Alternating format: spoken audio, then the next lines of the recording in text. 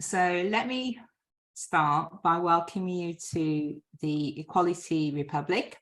And if you are here this evening, you're here with us for about an hour 15, to explore this topic of representation.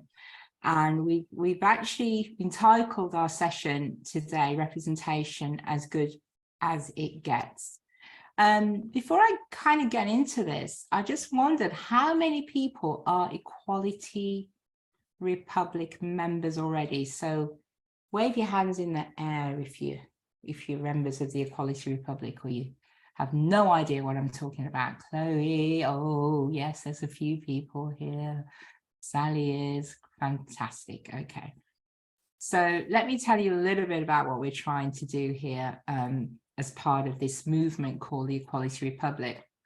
So it's really a partnership, more of a movement really, of people who work on equality issues. And if you're a little bit old like I am, you would have had an engagement with issues of equality and equity for some time. You see things going backwards, you see some things going forward. But what we wanted to try and do with the equality was to really build a movement for some change. And the way we figure change is best brokered is by having insight into ourselves and what we do. So in the Equality Republic, we're really clear that it's the world at the moment is okay, is not okay. So every day we're seeing that okay isn't good enough, that some people are dropping out of okay, and the world that we occupy is potentially more damaging to more than it is doing good for more. And we don't want to be just going through the motions of saying we've got an equality policy. We know that equality and human rights are life-changing issues, and we want to work to think about how we make it work and make these things work more effectively. So our aspiration is to do much more than tick box, and we want to make an impact. And one of the ways that we are making an impact is by thinking more critically about some of the issues that we just take for granted. And representation is one of those issues which it's bandied around, it's handed around. And actually, have we really explored it? Have we really been critical about what we mean by it and how it delivers for us in this space of issues of equity? So this is what we're here to do. And we have three people. Oh, let me tell you about the format of the event then. So we have three panel members who are going to answer a question each on representation. And then we want to throw it out for some discussion. And we could have a whole discussion, and depending how many people come, we might get you into smaller rooms, because one of the things I think we really like is to give you the opportunity to talk and to share your ideas. So we're going to ask you some questions about representation, and then we've got a few key points, and then we're going to end. So it's quite a short, compact session, but hopefully there's going to be some provocation. There's going to be some opportunities to explore some of these issues that we've taken for granted, and really some opportunities to develop new insight. So I have three people who have, I'm chairing tonight, by the way. I don't always chair, so I'm chairing tonight. My name is Joy Warmington. I'm Chief Executive from brap. We've got three panel contributors. The first one is Roger Klein. I'd like to say Roger Klein needs no introduction, but Roger has been a real champion through all his careers of issues of equity. And even though he's long past retirement, he is still someone who is very much centered in trying to champion issues of equity, especially around the areas of race. And he has been someone who brap have been fortunate enough to collaborate with, and someone who is a real friend and advocate for people who are experiencing issues of discrimination. So really great to have you as part of the panel, Roger. That's the last time I say anything nice about you, so you best just take that all in. And then we have Asif Afridi. I'm just doing this in order of my screen. So Asif is BRAP's deputy CEO. He is a brain in this area of issues of equity, and we're always I'm always grateful to hear him speak about his topic. He has a doctorate in these issues, as well as loads of practical insight and experience. So Asif, we're going to hear from in a bit. And then we have Lashni. Lashni is going to be popping up onto the screen. So Lashni is a relatively new member of the BRAP team. She leads on our psychotherapeutic work, but also does a lot of work in facilitation as well. And even though she's a new member of the team, she has a huge amount of experience, and because of her expertise, she's like an old member of the team, actually. So sometimes I have to remind myself that you've not been in the team for a very long period of time. So we're going to ask all three of them to kick off this topic of representation.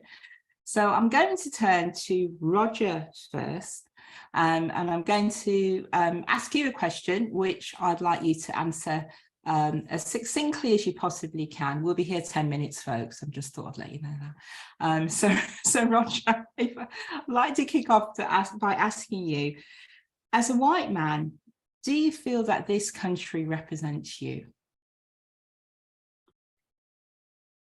So there's aspects of this country that do make me proud. It's the country that gave entry to all four of my grandparents, who were Jewish refugees from Eastern Europe. It's the country that created the National Health Service, which until fairly recently was something that I felt represented my values. But I've never really been comfortable with how patriotism has echoes of empire. My family will tell you that when the English football team or rugby team are playing, I'm always cheering for the other side. You can work that one out if you want. And the fact is that echoes of empire surface all the time to the detriment of large chunks of our population. And although I felt proud when large numbers of people rejected the kind of isolationism and racism that lay behind a lot of the Brexit propaganda, the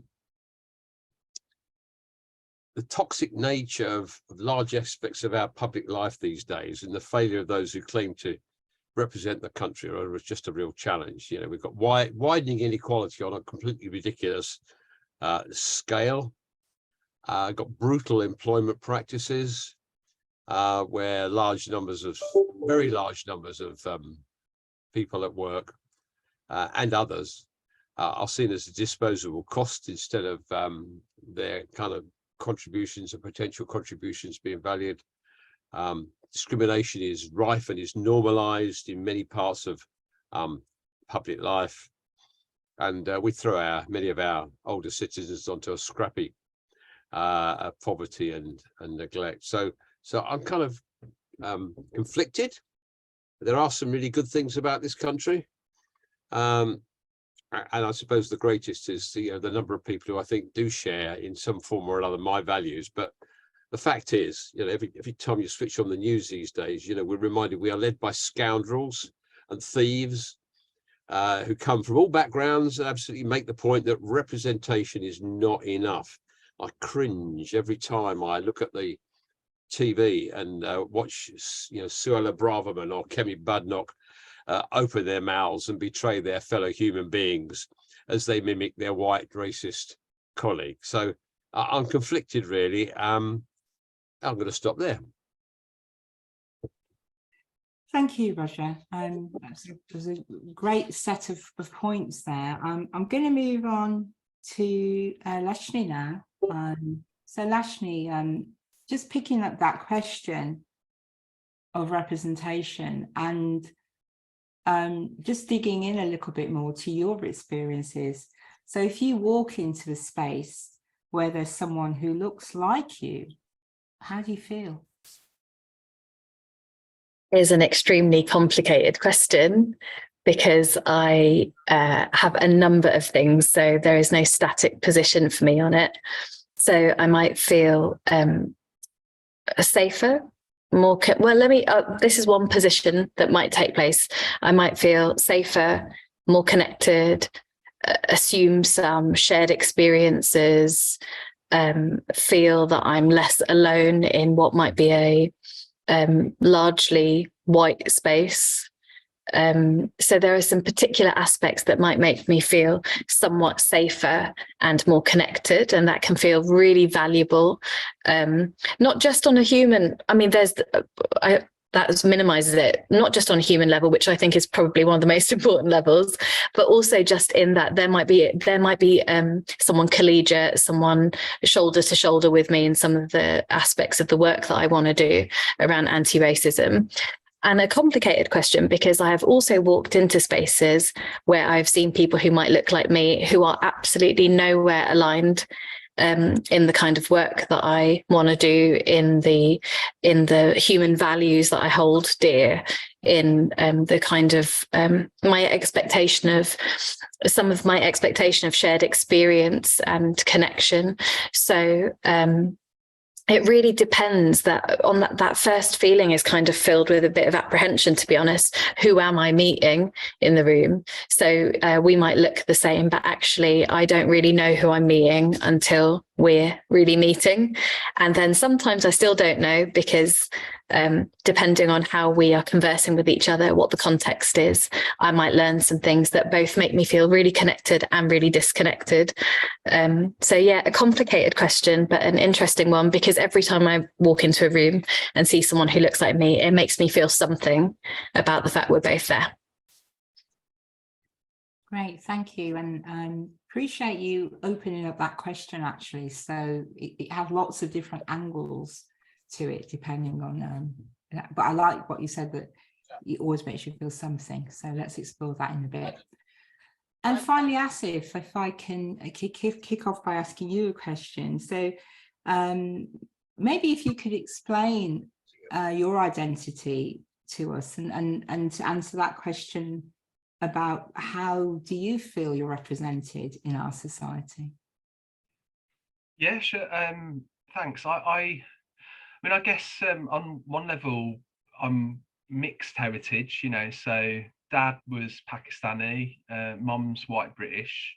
So I guess as a man, I'm represented in lots of ways in places of power in this society, and benefit from that. I think the question about mixed heritage is a bit more complex in some ways, because I think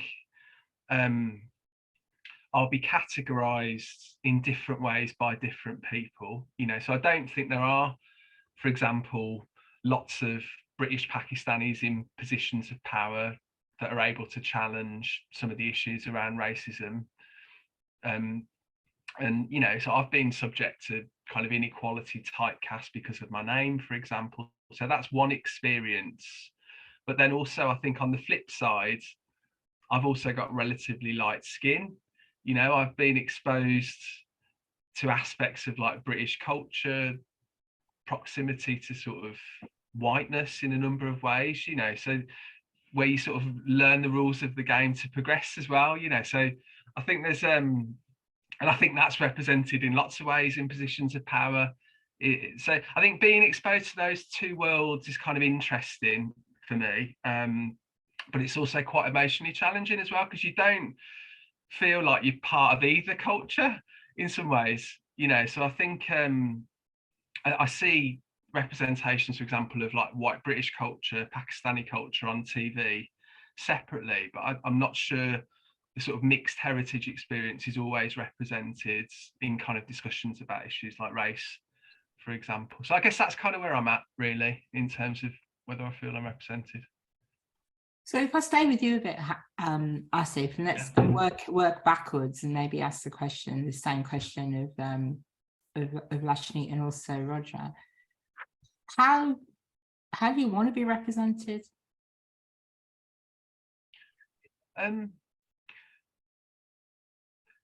Yeah, it's a really, really good question, because I think for me, there are sort of value, a bit like what Roger was saying. There are things that I believe in that I'd love to see happen in positions of power, around belief in democracy, equality, human rights. Those are the sorts of things that I stand for, like in my life and in my work, and that's what I want to see represented. You know, so yeah, I'm not sure that I necessarily do want to have like a rep from a mixed heritage background representing me in that way.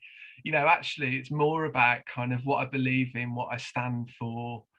So that's kind of, I think that those are the things that I'd like to be represented. Those parts of me, those parts of my humanity, rather than the sort of the racialized kind of aspects, I think, that are often part of the conversation. Thanks, Ashley. So Lashni, so a similar question to you, really, but I also heard you say something about there's something when you go into the room and you might see somebody like you, and there might be an expectation of what this person might offer to you in terms of, you know, comfort, security, you know, all those sorts of things that you may get if somebody is in the room that looks a bit like you. But I mean, just in terms of that question again, how do you want to be represented then? How do I want to be represented? I suppose what I am hopeful for is a multifaceted version of representation. So if I'm only seen as one part of my identity, I don't really see that serving any kind of liberation. So if I think about being represented only in my racialized or ethnic identity, that doesn't really serve to say very much about my identity or the multiplicity of my experience. So it's both something that might be connecting, but again, it's a real watering down of like human experience. So I sort of, my hope is that representation looks much more like we're recognizing multiple experience, multiple identities, and the commonality of some of that stuff. So if I think of my multiple intersects of my own identity, I know that there are various parts of me that have a patterned experience of oppression, and I experience that in different places, and I experience that across all the bits of myself.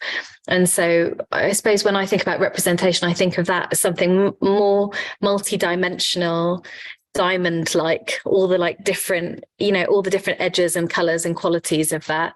And then as soon as we kind of think about it in these binary terms, it's one bit of my identity, it stops being meaningful at all, actually. Thank you. Thanks. And Roger, finally, a question for you. So based on what you've heard from Lashni and Asif, so Asif was talking much more about qualities and values that he felt was important to be represented, and then Lashni really dug deep into this idea of dimensions of experience, not really being siloed, being more full, or being more whole in terms of what is being represented, but also thinking about some of the commonalities with other people. And I suppose my question for you is, are we asking too much of our representatives? Is this the reason why they're letting us down? Are they all or nothing to us? What's your view?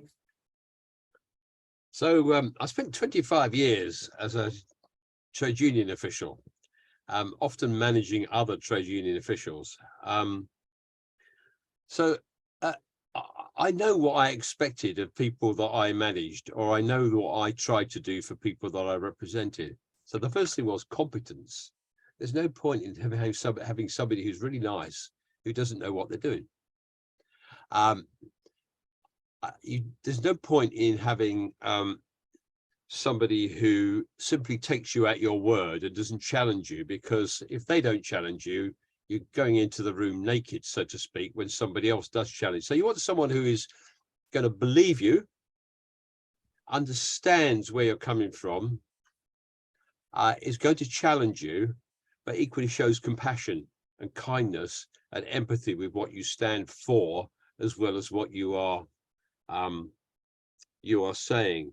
So I think a kind of mixture of competence and all those things, and it's different being a white bloke, because you don't have to think in quite the same ways about, if I'm a woman, am I going to be patronized by a white representative?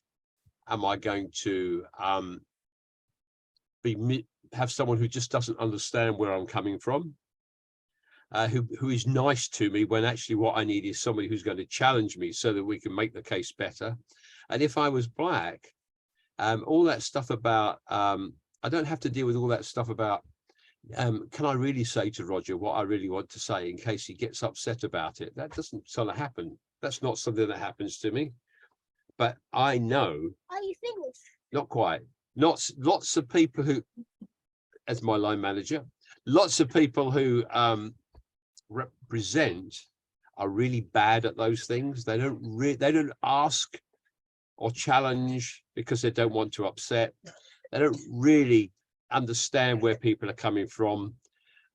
They mean well, but they're not very competent. And I see it all the time. I get people contacting me, every week, almost every day. So it's a mixture of things, and it does vary very significantly.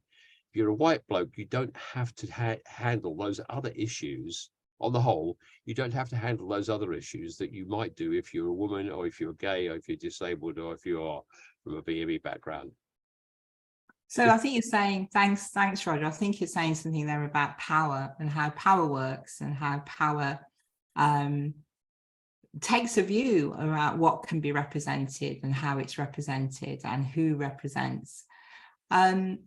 I think we are going to invite some conversation from the audience now. So you've probably heard enough. Our initial comments were really just to offer a bit of setting the scene and some provocation. We wanted to explore together, how does representation operate in your context? Has anyone experienced some of the pitfalls of representation? And this bigger question, who does representation serve, and is representation needed? And we were thinking about democracy here, and thinking about our decline in democracy, and how many people out there really do feel represented, and the voting patterns in our society. And we talk a lot about our democracy. We hold it up as something that everybody should have. Yet I suspect if we were to ask our neighbours and people around us, many of us feel quite disappointed or not very well served by representatives in the political sphere. And then we also wanted to think about this idea of representing particular identity or particular groups. So we can take the conversation wherever people want to go. So let's open it up. How does representation operate in your context? Has anyone experienced some of the pitfalls of representation? And has anyone got views on this question? Who does representation serve, and if it's needed? Yeah, I was just thinking about the where I work, and having this professor that looks like me, but what Lakshmi was saying doesn't hold, actually makes it quite unsafe to be in spaces with her, and that kind of narrative that person creates, that they are representative and people should look at them as a role model of representation, but absolutely blind to the fact that everything she represents and says is the opposite of equity, including love, compassion, complete opposite of it. So her representation is only serving her. She's not lifting as she's rising. It's just about her. That's my little contribution. Thanks. And is this somebody that is seen as a representative? Are they seen as someone in your context who has that representative function? Yes, and they feel that they because they put together the BME staff network, they feel that they just know everything and completely negates everybody else who's there, doesn't understand the difference between the needs of my colleagues who are talking, who are Black and saying very different things, to what I'm saying and to what other different populations within our group are saying. It's just homogenizes them and completely doesn't see difference at all. It's just that they have such an incredible blinding belief that they are the role model for representation. I keep laughing because I can't get past it. I find it infuriating. Thank you, Rick. Thanks for speaking out. Anyone else? I think if people put things in the chat as well, we will definitely read them out, unless you would like to speak to them. So if you'd like to speak to your comments, please do. Hi, sorry, I can't find the hand up. Don't worry, Chloe, carry on. So if we're going on lines of work, where I work, I think it comes with working in social enterprise. We're predominantly female or female identifying group. So in that way, we are quite well represented, but we are also, at least where I work, it's very white and middle class. And I grew up more lower middle class and not always knowing if we'd have enough money for certain things and stuff like that. And I find it very challenging within my team when we talk about things being by donation, and they talk about, well, people should just be able to pay this and we should stop doing it by donation. And I feel there's like a lack of understanding, say, from a socioeconomic lived experience.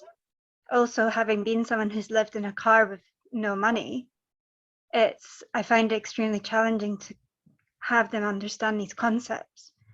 And also being someone with an invisible chronic illness, I constantly am fighting, it feels, within certain parts of my team for basic accessibility, even for lowering hands up. And they say it's because they don't see anyone to make these changes. So I think representation is important in bringing people into the space. Not that it should be their burden to help make these changes, but for a lot of people, they won't actually physically make changes until they see things. And I have asked for ableism training at my work because it's quite demoralizing when it's part of my work. And the reason I'm being paid to work there, when I can't get the basics in place, and it feels like a huge thing standing in the way of actually making any progress. And similarly, we work in an old Victorian building, which has a colonial history, and it is slightly changing. We are getting more groups. We have an African Caribbean student group who come in now, and they talk about how the space doesn't feel welcoming for them because of its heritage and its history. And we keep talking about how can we change the actual aesthetics of the building so it can feel more inclusive to people, and can we make a mural with people working together to create a space where it's like, oh, well, I added that part and I have an ownership here, and just exploring different ways. But again, there's challenges with a board of trustees who are predominantly middle to upper class and white to make these changes. And again, it's about having people come into the space and having representation of groups coming into the space, but I also never want to have the groups feel like they have to be the ones pushing that forward. It should be coming from us. So yeah, it's quite a few challenges coming up recently around that.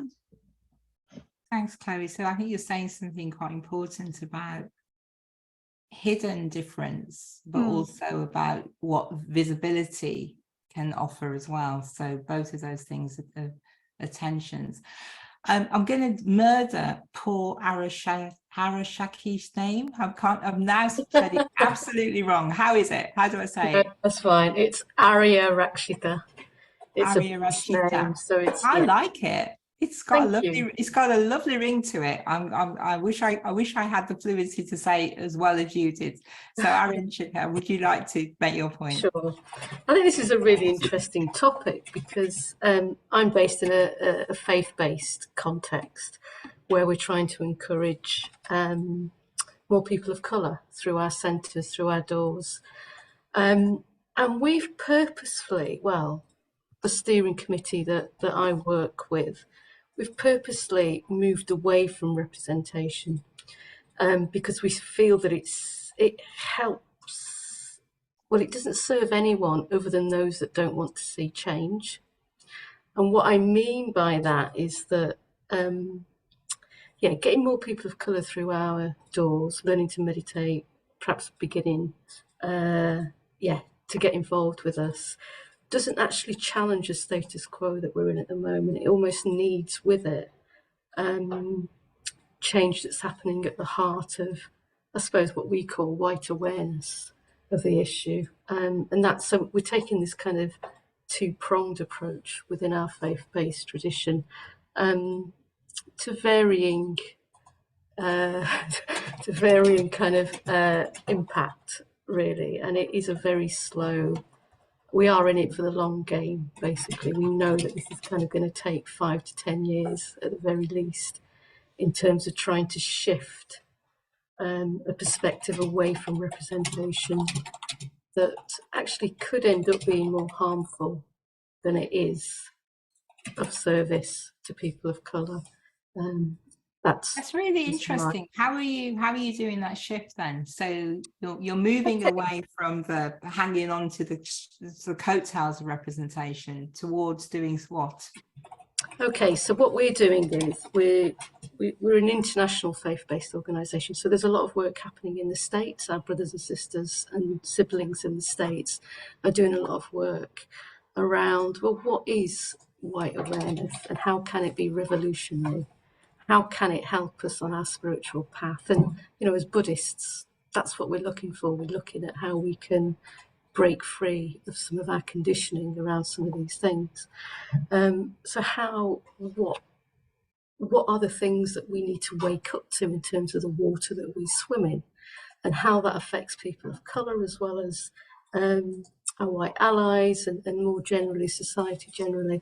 I do want to say representation is a really good thing when we see like in our tradition when we've got black and brown people leading up events in mixed settings. So I don't want to put it down completely, but I suppose what we're doing is promoting and working towards white awareness work. We're doing book groups around particular race awareness books, inviting white people to just come along and learn and perhaps challenge some of their assumptions in a safe space.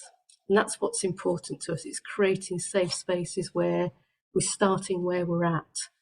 And we're in this together. I mean, that's the other thing. They sound like catchphrases, but when we're holding sessions or events, it's just one of those things, trying to make sure that we give a sense of safety in this. If we see it as part of our journey towards becoming more deeply human, which is, I think, I can't remember which of the speakers spoke of that. But I suppose for me, that's where it's at. And I hope that that's being reflected in the work that we do. There we go.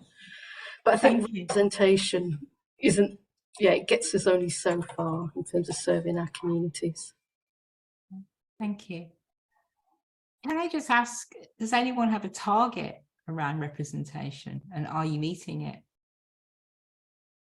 So does anyone work for an organisation where representation is the thing, the gold standard that we need to go for? Victoria, I know you have one. I do. I was going to put my hand up. Yeah, I think working in the NHS, that seems to be the biggest target and priority. And I think about this a lot, because recently one of my Black colleagues was talking about, they're in a lower banded in the organisation, and we were talking about representation, and they said that would be the most life-changing thing to see someone in our organisation in the very top that looked like them. And I think so, you can't take away like the power and the resonance that has, but then the pressure that puts on that one individual to be everything and anything for lots of people in the organisation, that's huge. And I was thinking about how with white people, we're wildly overrepresented, and we're sort of given more, society gives us more leeway to be mediocre, to be lots of different things, to be more like, well, the diamond that Lakshmi was talking about. So I think, yeah, I think about this a lot. I'm always like stuck between that thing of, yes, representation is really important, but I really like the concept of that white awareness as well. Like, it has to be coupled with this. It's not just a tokenistic, let's have a target that we meet and tick, we're done, we've solved it. It has to be coupled with the actual deep change and thinking.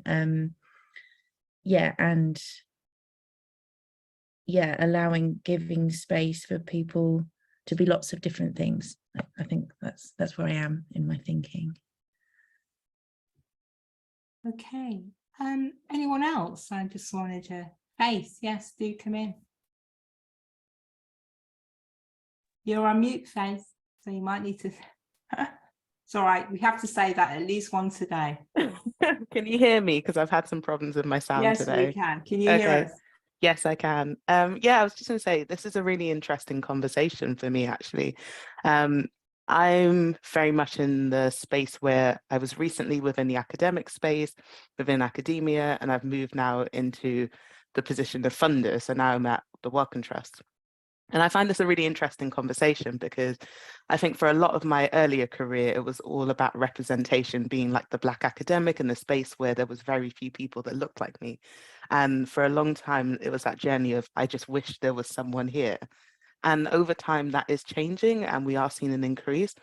But then representation can often feel like just like a picture that I see often. So we've had issues within times when I was in academia where we had a student who had her picture taken, and it was used everywhere, and she asked for her picture to be removed, and it was continuously being used because it was that idea of striving for representation, but actually not thinking about the work behind it that's required. And I think now that I've been in the academic space for so long, I'm starting to move past that point of like, we need so much more than representation. We need to be moving the conversation forward. Because I think for a lot of people, just thinking that we get enough Black people into the space, they almost see that as enough. But actually, it's like, how do we keep people? How do we allow people to grow? How do we still get someone who comes into our organization and can make it all the way to the top, which we never see? And it needs to be more than representation. It needs to be much more tangible than that. And I think it's because even though people understand the concept of we need more Black people in this space, they haven't really understood what kind of shift would be required for that to actually happen. Yeah, they haven't really internalized that. Yeah, I just find this conversation really interesting. I've not really been in the space where people have spoken about, let's move past this in this way. Thank you. Thanks, Faith. Anyone else want to come in? I was going to add something. Yeah, go for it. I was thinking about how I've just been trying to think more critically about representation as everyone's been talking. And I suppose representation requires that there's a kind of normal that we're heading into. So to represent, you already have to be the minority, you like, because the normal is already there, you're kind of there as the rep, right, for something different. And so then there's a question about what does it require of the person who becomes the representative. That is a complicated question, because it sort of takes me back around to what Mushrat was saying around, you can be the representative in the space, but that doesn't really necessarily mean you live out qualities that support a systemic change for a group of people who are oppressed. And then what you were saying, Faith, this kind of discomfort with, you know, you can end up being the one person in space and actually people just use it as like a token of like, look, we look different, but it does nothing for the landscape that people land in and then inevitably leave, because actually it doesn't sit well, it doesn't feel good to be there, that it can be toxic and problematic. And then I also think, but if we don't have representation, then essentially what we have is people in spaces who are making decisions for those that are oppressed with no recognition of what it means to be inside of those groups. And I do think there's a quality about identity that's important, that is experience-based. So that I find myself pulling in two directions. Like, I think it's important, but I think we have to be quite critical about what that representation is doing and how meaningful it is. I think just thinking back to your input, Ashley, and also Roger's and Asif's, quite often we're asking people to represent on a particular issue. We believe they have a particular competence. I'm not sure whether we really grill our representatives to ask critical questions about what do they value and what do they believe and whether they align with ours. I think there's an assumption politically that there's some political values, but even those seem to be a bit murky at times. But more than often, we have a very crude way of looking at representation, and it's really based on how people look at what people look like on the outside. And that seems to be the thing that we're judging. And I think what this conversation is starting to throw up is that actually there's a lot more that we need to begin to figure out and request of those that represent us. Sarita, did you want to come in? Hi, yes, thank you. It's a really interesting conversation we're having. So I just wanted to explain my comment in the chat as well, literally leading from what you've just said, Joy, is I find that as long as we're more inclusive of whoever is around us, whoever's around the table, sometimes I think representation becomes a lot less important. For me, if I have to speak up in a space and want a change, I don't necessarily always look for somebody who looks like me, but all I'm asking from everyone around me is that you include me in the conversation, and then it doesn't matter whether I'm brown, white, whatever color, you know? So I think it's more important that sort of inclusivity is more practiced than saying, oh, there's no brown person on that panel, but that's not what it is. As long as you're aware of everybody else and you're aware of everyone's contribution in that space, and the fact that everyone's there for a reason, it becomes a lot less important sometimes, whether or not somebody looks like me. Thanks for that comment. There was a few nods actually. As if you were nodding. Do you accord with that? Yeah, I mean, I think it also speaks to what Lakshmi was saying around how representation isn't enough in a way, and that we need to think about how people are included and can be in spaces on their own terms. I think the thing about representation that makes, I'm always really suspicious of representation, because I've seen how it operates to perpetuate systemic racism. And it sounds like a weird thing to say, but sometimes when we accept it as enough, if you see what I mean, and don't go that next step around how we include people, it can almost be accepted as that's sufficient, you know. And I think that's a really subtle way that systemic oppression operates sometimes, you know, in making us feel like we've done what we needed to, but actually never get much closer to actually thinking about power differently and changing power dynamics and who's oppressed, you know. Those representatives then become oppressed in those spaces, you know, and like Lakshmi was saying, leave, you know, pretty quickly. So So I think, yeah, I mean, inclusion is a word I was really agreeing with, because I think there is something about that and how you can be in a space on your own terms, definitely. But we're always chasing this idea of representation. It is this target that has become the acceptable target. So how do we move away from it, if indeed we want to move away from it? Because we're also saying that there's some things that it delivers. And I think I hear you say, Asif, very clearly that it also has a way of keeping everything the same. So there's something that it does to assure the majority that it's doing its best, because look, we've got a black James Bond. We're never getting a black James Bond, by the way. I just thought I'd mention that. But there's something there that we're looking for when we look for representation. Mushrat, did you want to come in? Was that an old hand or a new hand? Sorry, that was an old hand, but That's okay. Don't worry. It links onto what Asif was saying. I always, when I think about people talking about inclusion, they're talking about it because they've excluded, but also inclusion is an invitation to the master's house, because the master still holds the power. The corrupted foundation still exists, and we're sticking these representatives on it. And then what's going to happen? The corrupted foundation is going to swallow them up, and they're not going to be effective, meaningful, or anything of value in the long term. In the short term, you might get some ripples of wonderfulness that disappear because the foundation is still corrupted, and we have to tackle the foundation before we start putting in people for representation, because it is tick box to say, oh, or even have a quota when you haven't tackled the foundation that's corrupted already. Okay, so in our last minutes, what might we do instead?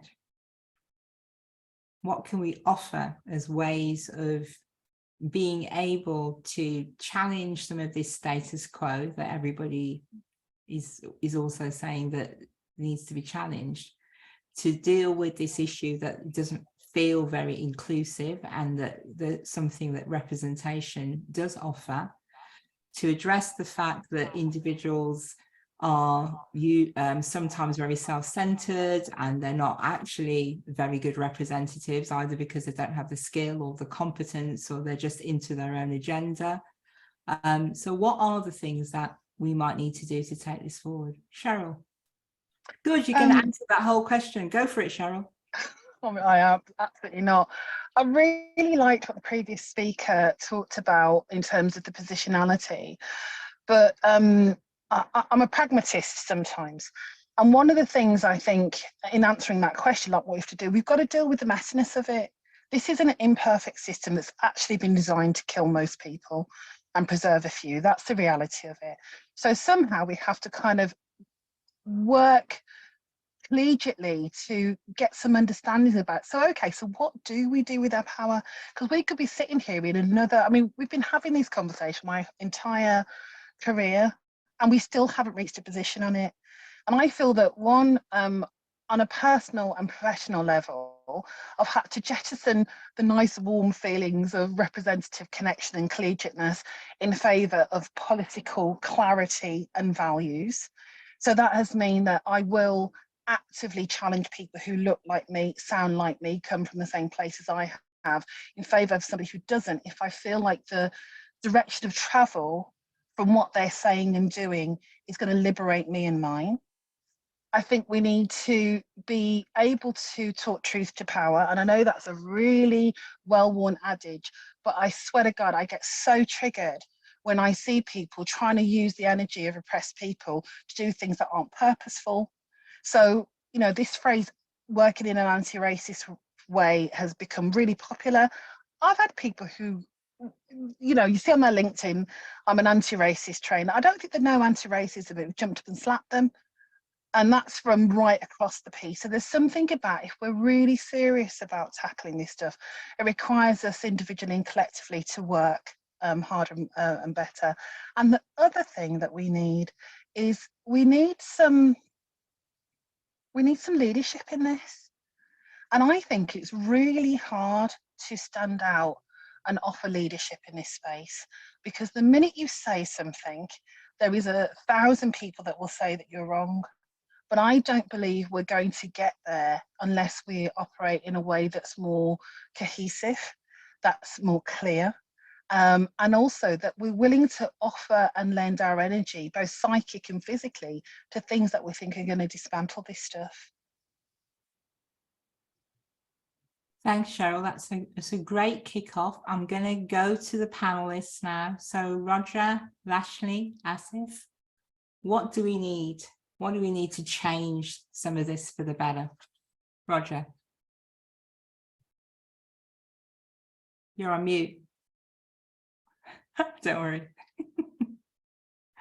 I think the most important thing at the moment is to find ways to challenge the idea that a particular kind of category of people are necessarily the people that increasing their representation is necessarily the progress that perhaps we used to think it might be. And I mean, as a white person, I think white people are quite anxious about calling out black people who are clearly selling their kind of comrades down the river, if I can put it like that. And I think that men are also nervous about calling out women who they think are doing a disservice, not just to women, but to people generally. And I think the first thing to do is create a climate where it's okay to say there's more to improving society than just having better representation. And I think we find that quite difficult to do. I mean, just on Twitter, how many white people call out Suella Braverman, who, if she was white, we call her a racist? I've done it a couple of times, and a couple of times people have said, "Oh, what do you think you're doing?" So I think we need a conversation about it. And the other thing is that the evidence that representation necessarily represents progress it can represent progress, but it's not necessarily the case. And the evidence is pretty mixed. It's a bit like the argument about having mixed and more diverse panels on disciplinary or recruitment panels. Actually, the evidence that they reach better decisions is pretty mixed. It's certainly not the big way in which you're going to change and introduce sort of social justice into those environments. It may be helpful, it might be nicer if you walk in and there's someone like you on the panel. Doesn't necessarily make much difference to the outcomes. In fact, there are circumstances apparently where it's counterproductive. So I think we just need to be more open about those things. But that's a little bit about the discussion about white people being nervous about talking about race. And I think sometimes men being nervous about talking about gender. Okay, thank you, Roger. Lashley? Probably quite similar to Roger. I suppose where I'm left is for us not to become hung up on representation as our way to, as our only means and end to how we do equity work.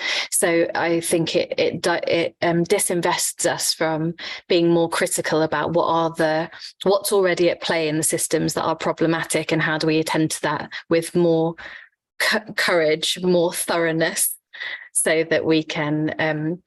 Because I part of me feels that if we did that with more grit and more determination, representation would start to look different. It wouldn't really be representation. It would just be, our spaces would become diversified, because we would recognise there's a requirement for us to behave differently and do things differently. So I think very similar to what Roger said, actually, I think it's about how do we change the spaces we're in, how do we have more courageous conversation, how are we more intentional about how we change those spaces. Thanks, thank you, Ashley. And Asif, any ideas? What should we be doing differently? Thank you. I was just thinking about Mushrat's point about changing the foundation, and I think there is something just really critical about just power and resources, you know, moving power and resources closer to people that are affected by inequity. I think at the moment representation is very incremental, you know, so you might get invited onto a board of trustees or something like that, but there's something about where the power and resources sit, which is about, for me, the foundation. And what, but and I mean, the other thing I was wondering about was measurement. So representation's a lot about measurement. It's about how many from particular backgrounds have you got in a group or something like that. And I think there's something about what's often seen as the softer stuff, like the quality of relationships, how much people feel they're able to be themselves in those spaces, the level of power and influence that people feel they have in those spaces. That I think if we started measuring things like that with more vigor and held people to account more for that, I think we would start to see a shift in kind of the impact of some of our aspirations around representation. It can't be just the representation bit. I think it needs to be that plus the other stuff around power, relationship and influence for me. And I think there are measures out there, you know, around that BRAP have been working on, for example, and lots of others.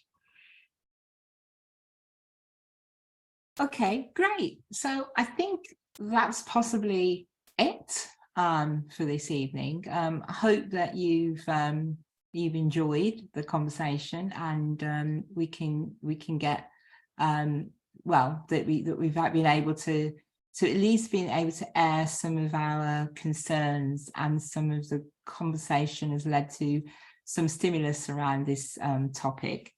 So what I was hearing, just to summarize that, because I thought some really great points, is that we don't demand as much from those that represent us as we should. So there's something about, are we being represented by people who have liberation and social justice at their heart? Are we being represented by people who care about how they use their power and their influence, care about the quality of relationships that they create with other people, and they are more inclined to be shifting power so that those people who are most affected by some of the concerns in society actually have the opportunity to do something about it.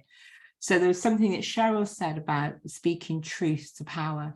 So the importance that I think we sit here a lot and we expect representatives to do things around us. But there was also something that we said about accountability. You know, what do we hold our representatives accountable for? And are we really asking them some of those questions? Are we really expecting the courage and the thoughtfulness of representatives that Lashley talked about in people that represent us? And then finally, there was some stuff about the challenge to identity politics. So are we able to speak up more clearly for when people aren't representing us? And are we taking more from this idea of a representative than just how they look? So, you know, is it progressive enough? Are they progressive enough? Are they taking our society to a direction of travel which is more in line with where we want to go? And I think that leads on to the point that Cheryl was making about leadership, and what are we really asking of our leaders, but how do we develop more coalition in this area? My big concern in a city as diverse in Birmingham is, how do you get a big enough table for everyone to be represented? And we have gone down that road where we think if we don't see people that have exactly the kind of same experiences and identity that we have, then we're not actually being represented. And I think what we're hearing is that actually there is a lot more to representativeness than what people look like, and there's much more to do with what they believe and what they stand for. So I think that's about where we were going to take it is anybody, I'm just looking at Asif to see whether there's anything that he wants to say, or Lashni or Roger, but just grateful for your attendance. Thank you for coming along, and maybe see you next time round. And thank you for those people that were prepared to present and to speak up about their own experiences.